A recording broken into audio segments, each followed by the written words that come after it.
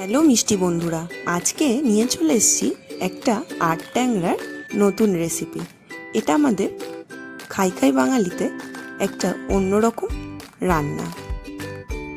তো প্রথমেই বাজার থেকে একটা গোটা মাছ কিনে এনে ছাড়িয়ে কেটে নুন হলুদ মাখিয়ে তেলে ভালোভাবে ভেজে নেব।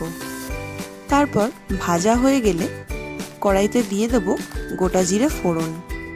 তারপর গোটা জিরে ফোড়নের ওপর দিয়ে দেব কুচি করে রাখা আলুর টুকরোগুলো ভালোভাবে তেলে নেড়েচেড়ে ভেজে দিয়ে দেবো ওপর থেকে পেঁয়াজটা হালকা নরম ভাজা হয়ে এলে লঙ্কা গোটা গোটাই দিয়ে দেবো।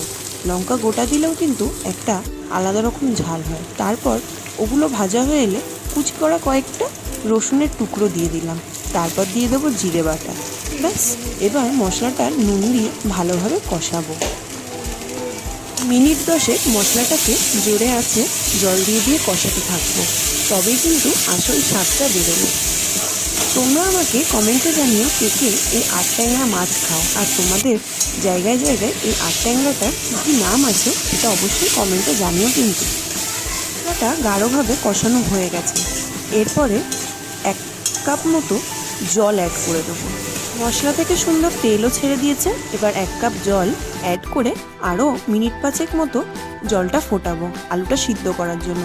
তারপর মাছ দিয়ে আরও 15 মিনিট ফোটালেই ব্যাস ঝোলটা গাঢ় হয়ে আসবে।